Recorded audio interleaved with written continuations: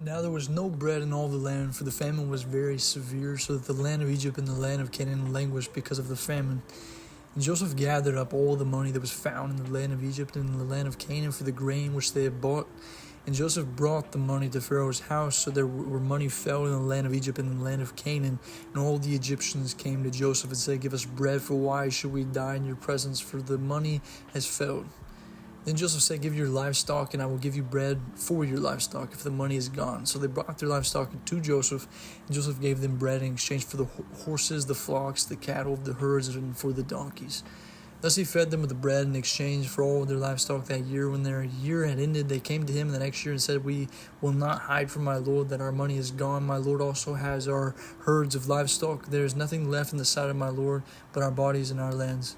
While we should die before your eyes, both we and our land, but us and our land for the bread, and we are in our land with all the servants of Pharaoh. Give us seed that we may live and not die, and the land may not be desolate." Then Joseph bought all the land of Egypt for Pharaoh, for every man of Egyptians sold his field, because the famine was severe upon them, so the land became Pharaoh's. And as for people, he moved them into the cities from one end of the borders of Egypt to the other end. Only the land of the priests he did not buy, for the priests had rations allotted to them by Pharaoh, and they ate the rations which Pharaoh gave them. Therefore they did not sell their lands.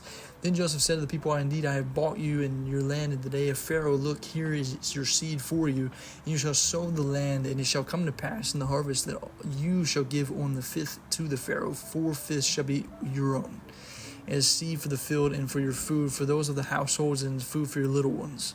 So then they said, "You have saved your lives. Let us find favor in the sight of the Lord, and we'll be Pharaoh's servants." And Joseph made it a law over the land of Egypt to this day that Pharaoh should have 1/5, except for the land of priests only, which did not become Pharaoh's.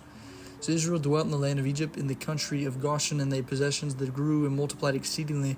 And Jacob lived in the land of Egypt 17 years. So the length of Jacob's life was 147 years. And the time drew near that Israel must die.